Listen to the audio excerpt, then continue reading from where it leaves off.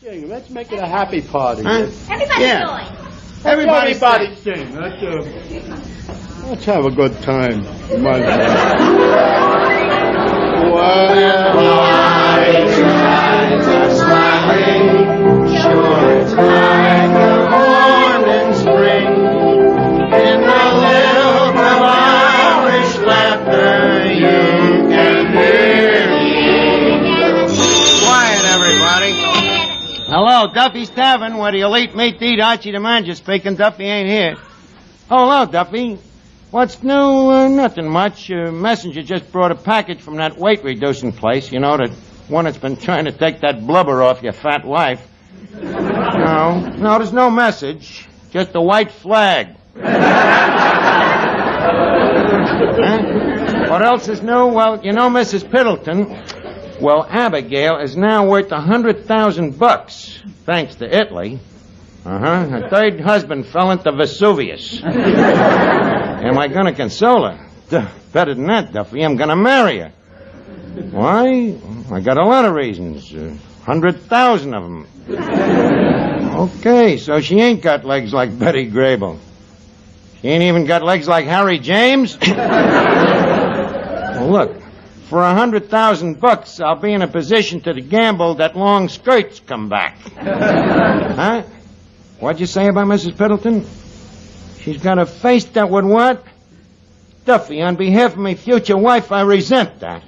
The idea. A face that'd stop a sundial. Maybe it wouldn't stop it, but it'd sure slow it down. Oh, yeah? I'll brook no more of these slurs on Mrs. Piddleton's ugly face, Miss Duffy. In a short time, I'm going to be making love to her, and I'm trying to get in the mood. And it ain't easy.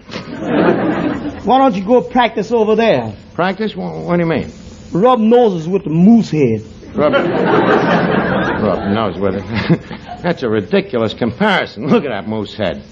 Look at that long nose. Them bulging eyes. Them protruding teeth. Darling. My, what some men won't do for $100,000. It ain't the 100,000. It's the principle of the thing.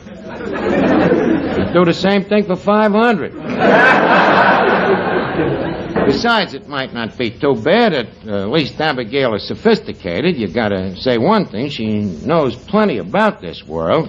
She ought to. She's been on it long enough. Archie, you ought to be ashamed. What do you mean? Marrying for money. Can you think of a better reason? How about love? I love money. But what about Mrs. Piddleton? You know what she thinks about taverns and saloon keepers. Well, I covered that, Fats. When I asked her to come down tonight, I told her that Duffy's is not a tavern. I'll go along with that. I beg your pardon. I told her we are now a tea room. Tea room? Ain't she gonna be a little surprised when she gets that orange pico with a head on it? I'll just tell her it's the tea that made Milwaukee famous. Some tea room. Look at that painting up on the wall. The painting? Oh, well, she's been up there for years. You think the picture's a little too daring? Well, it ain't Washington crossing the Delaware. Better turn her around. We'll use it as a dart game.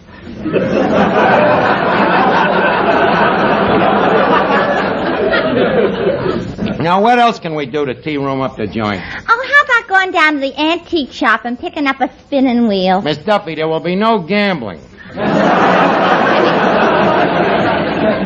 Now, leave us see if there's anything else objectionable that should be removed. Hello. Oh, hello, Finnegan. What you been doing all day? Oh, nothing much.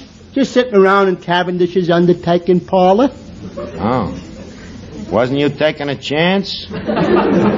No, I kept moving me arms around. So, nobody brought up the question. Oh. Nice atmosphere over there. Yeah, huh? Yeah. At least there's somebody to talk to.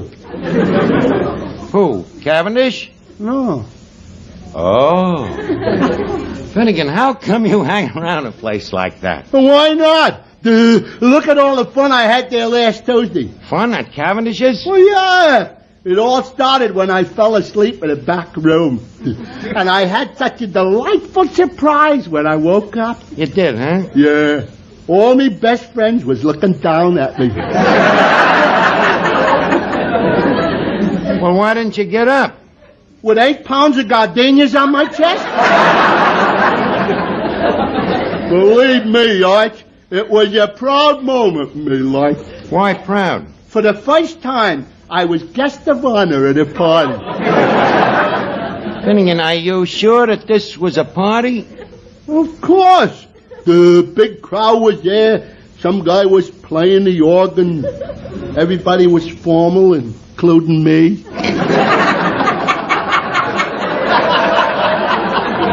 And boy, you should have heard the compliments I received.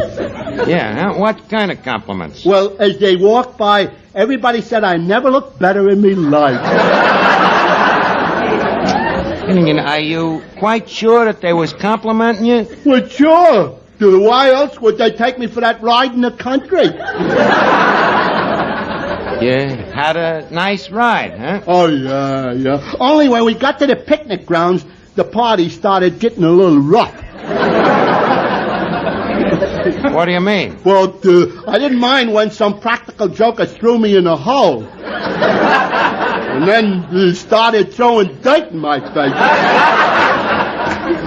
But when that guy reached in to yank off me tuxedo, that was going too far.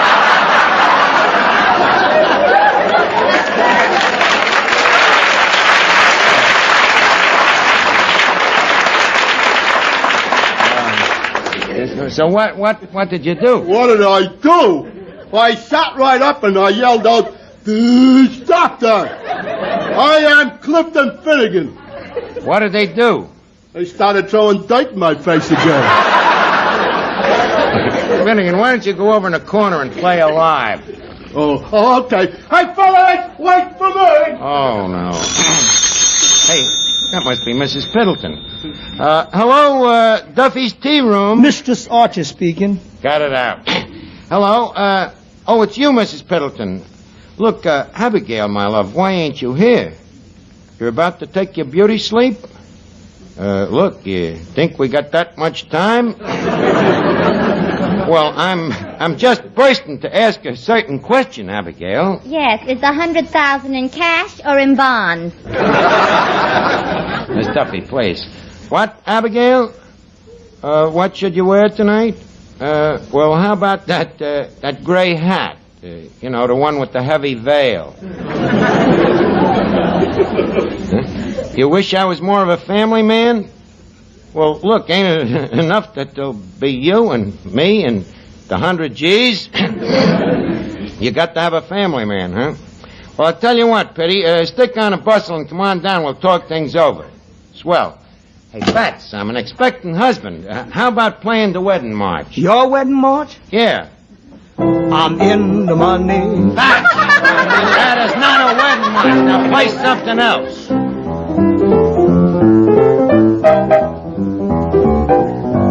Down in Louisiana, there's a boy who plays the piano, plays it like you never heard before. He's got a face that's round and mellow. When he laughs, he shakes like jello. Weighs around 244. And when he plays, it sounds swell. They stand around and beat their feet and clap their hands and yell, "Brother Fats, play me a tune, Brother Fats. Play it real soon. Play it like you never ever played it before. Take it from the intro and then play it once more. Brother Fats, Brother Fats. Play that melody. Play it on the bottom. Play it on the top. Play it in the middle.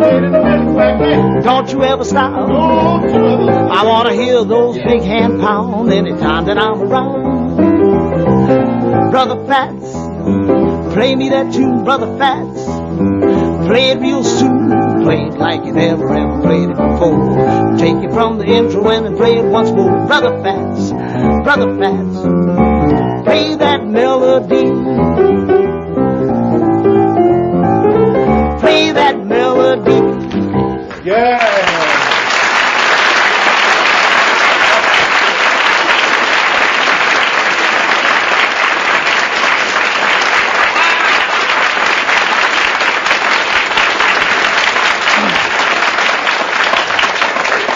Fats, that was great. I think I'll let you play at my wedding. Is there any money in it? There is for me. Mr. Archie, you know there ain't going to be no wedding. Why not? You heard what Miss Piddleton said on the phone. She's looking for an old, substantial family type. Well, I've always been a home-loving man. Yeah, but who are you home loving? Miss Duffy, despite what some people infer, I can quite often be found dabbling around in the kitchen. Only because you take your bath in the sink. Yeah, but when I'm taking a bath, I'm still washing dishes. Anyway, what makes you such an authority on family life? Because Papa set such a wonderful example. Every night he comes home, flings open the door, and then you know what he does? Falls flat on his face. I'm not speaking of holidays. He calls out to Mama, "Where is my fat angel?" He calls her Angel, huh? Yeah, That's probably just wishful thinking. that's your opinion. But after all these years, Papa says Mama is the most beautiful woman in the world and that he wouldn't give up a single acre. Oh, they were certainly made for each other. Yeah, hands just fit perfect around his throat. Archie, they haven't had a fight in years. Oh, occasionally they may quarrel over something like, say, pipe smoking in the living room. So Mama gives in. She smokes on the back porch. Well, I hope my bride will be more compatible. By the way, Finnegan, Yeah. has Mrs. Piddleton showed up yet? Is she about 4 feet tall and wearing short pants? Certainly not. Oh, then in that case, your little nephew just come in. Oh, well, it is me little nephew, Morton. Morton, I guess you just couldn't stay away from your old Uncle Archie, hmm? Uncle Archie, I find you tedious, odious, despicable, and disreputable. Kids always love me. But, Morton, how come you ain't at school? Remember, Uncle, you did my homework for me? Yeah.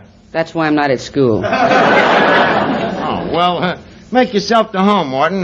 By the way, you remember Finnegan, don't you? Indubitably. Huh? Well, a lot of people have a bad memory for faces. I guess we'll have to make the introductions all over again. Morton, this is Clifton Finnegan. Delighted. Thanks. Glad to meet you, too. No. Pleased to make your acquaintance? No. Likewise, I'm sure. That's the one.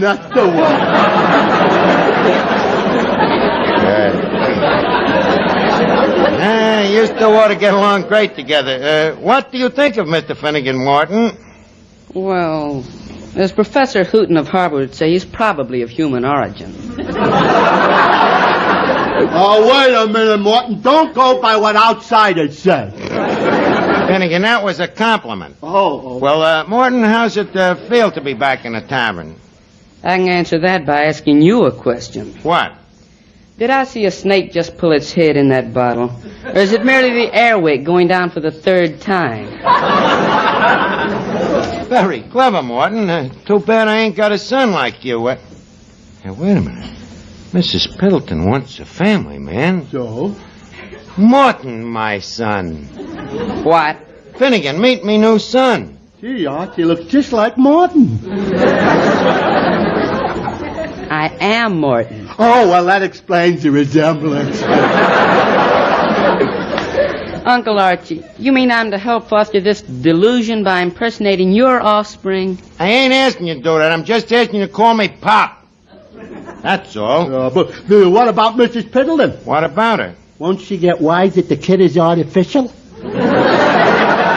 Not at all. I'll be honest with her. I'll just tell her the kid is a result of a distant marriage.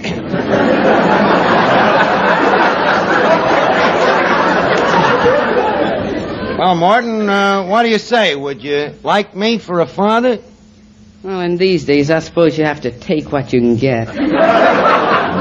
Look, Morton, don't think of it as gaining a father. Think of it as losing an uncle. Well, now that makes it a little more attractive. I knew you'd say it my way, kid. Okay, Morton, you're now me new son. What price heredity?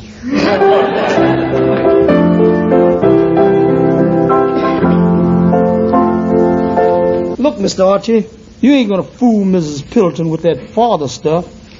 What do you know about being a father? Well, I never raised no kids of my own, but what's to do it? When they're babies, you give them a bottle. When they're little kids, you give them a lollipop. And when they're in the teens, you give them ice cream. And when they're grown up, back to the bottle again. Hey, Archie, dame is just coming through the door. Sideways? Yeah. That must be Mrs. Piddleton. Fats, Yeah. kindly announce Mrs. Piddleton. Okay. Fats, don't be such a wise guy. Archie, you dear, dear boy. Well, welcome to our tea room, Mrs. Piddleton, or may I call you Abigail? Oh, please, no. Lover? Oh, no. Wife? Oh, no. Try mother.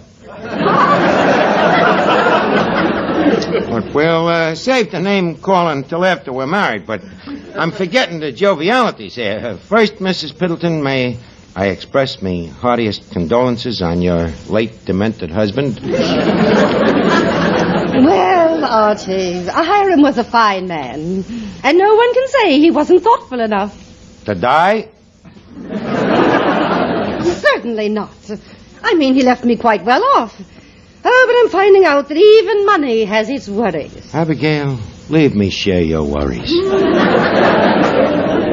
Archie, I think it's a little too late for us. Years ago we should have met. Just think.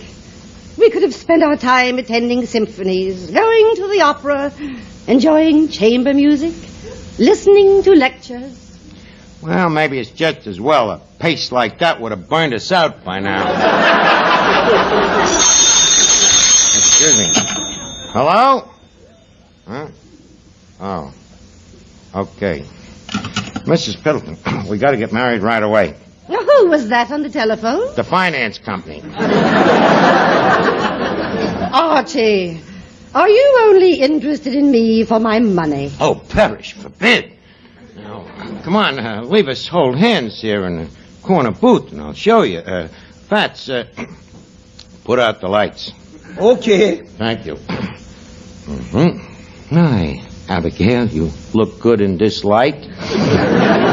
Oh, dear boy, you're such a flatterer. Leave me hold your hand. My goodness, your hand is much smoother than I expected. Archie, you're holding my alligator bag.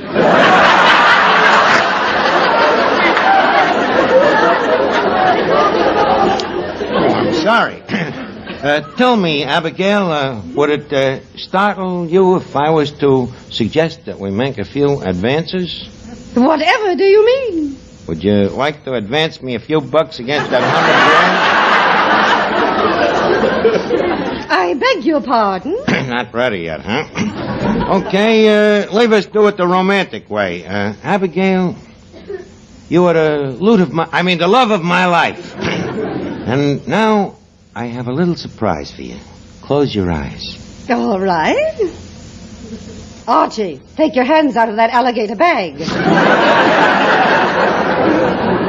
Abigail, I resent your inference. Are you suggesting that I, the manager of a prosperous tea room, would stoop to filch you for a couple of crass bucks?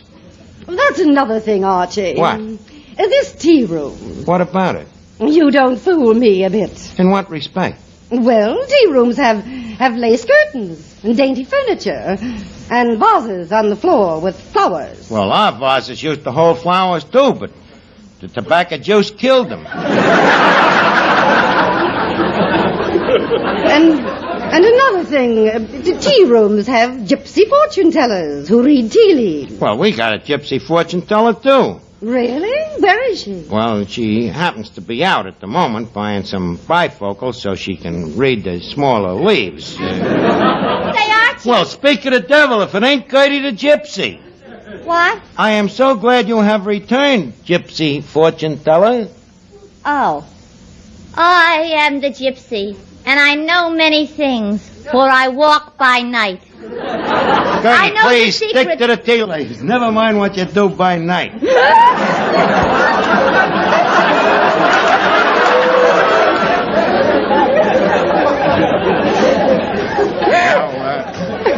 Go ahead, Abigail.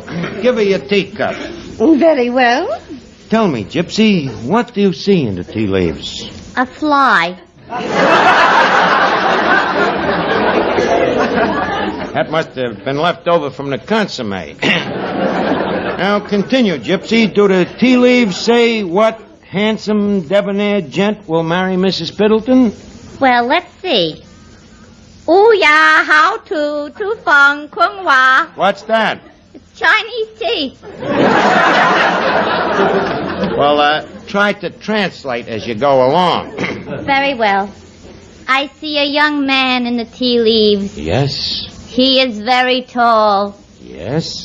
and very handsome. Yes. He has bushy eyebrows and thick glasses. Why, Rodney Haybinder, what are you doing in there? Miss Duffy, stop trying to louse me up, will you? Archie, I've had enough of this. You're deceitful and greedy and just after my money. I'm leaving this place. Now, wait a minute, Mrs. Piddleton. So the place ain't no tea room. And Miss Duffy ain't no gypsy. And I am to an extent after your dough. But it ain't for me own vile purposes. It's just that I was sort of thinking of the kid. The kid? Yeah, my little son, Morton. Archie, you a father? Did I let it slip? But where is the mother? Well, I'm sorry you brought that up. It's a pretty sad story. Oh, what happened to her? She was killed in the crash of 29. So you see, Morton ain't like other kids. Oh, I don't say it's his fault. I guess he just inherited it from me. What's the matter with him? He's a genius. Studies day and night. Always under a microscope. So you're a family man after all. Well, for the moment, yes. But Morton may not be with us very long. Why not? We can't afford the operation. What operation? Doctor says the kid's got to be operated on for the pickets. The what? The pickets. Malnutrition, you know. Got it from eating too much scurvy.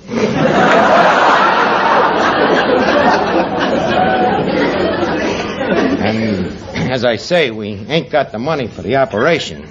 Well, if this is the case, perhaps I ought to reconsider. By the way, who is your doctor? Hey, doctor, let's see. What is his name again? I am the gypsy. Not you this time.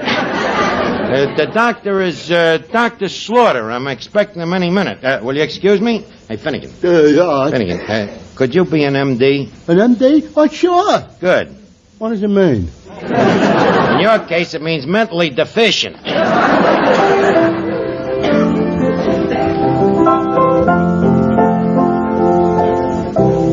Now, you got it, Finnegan? I got it, Arch. Okay. Who are you? Don't be silly. You've known me for years. Please, try to remember. Yeah. You're Dr. Slaughter. Dr. Clifton Slaughter. Ph.D., LL.D., M.D. You don't have to spell it out, Arch.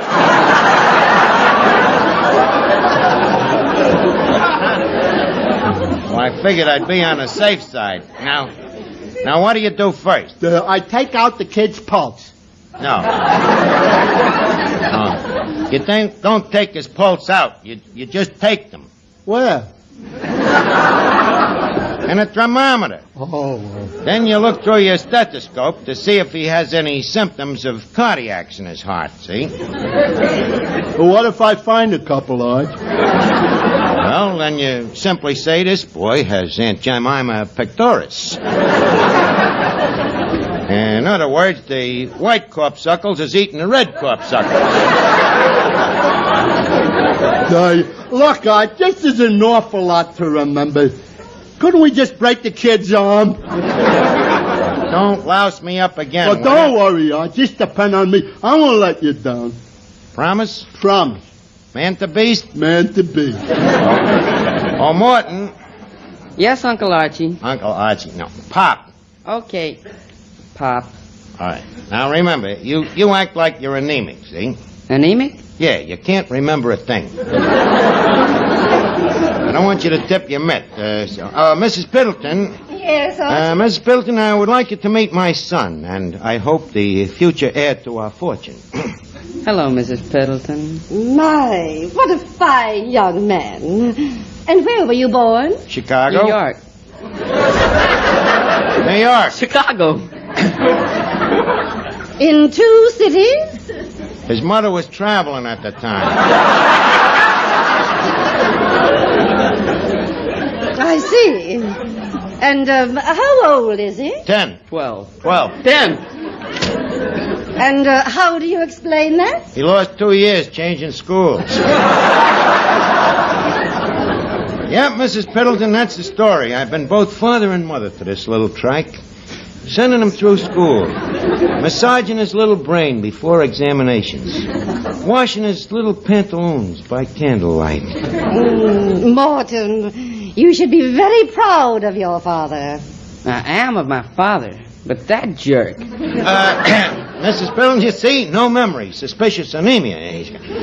I think we better have the doctor look at him right away. Calling Dr. Slaughter. Calling Dr. Slaughter. Calling Dr. Slaughter. Finnegan, that's you. Oh, sorry. I am Dr. Slaughter. Well, glad to see you again, Doc. You just got here in the nick of time. Yeah, she looks terrible. Finnegan, the patient is Morton over there. Well, in that case, let me take out my thermometer. Just a minute, Doctor. That is a stethoscope. No wonder it won't fit in his mouth. Look, Doc, what do you want the kid to do? You want him to stick out his tongue? Why, is he mad at me? Archie, what's the matter with this doctor? Well, he's a little dizzy. He spent the last 6 months testing cigarettes.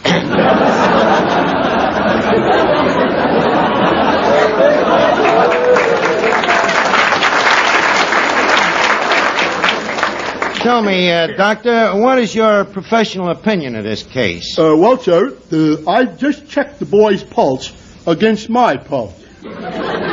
Yes? One of us is dead.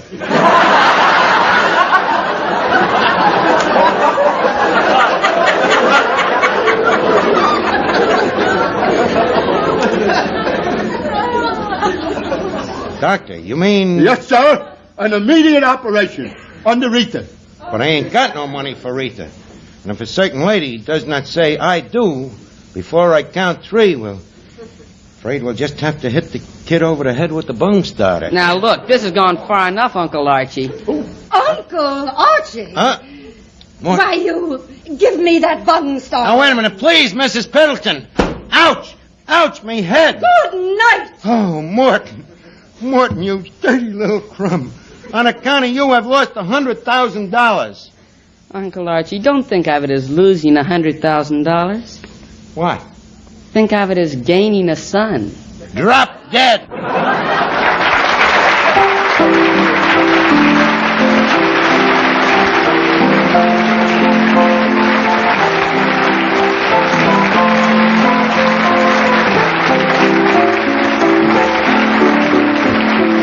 Listen again next week, friends, to Duffy's Tavern, transcribed by NBC.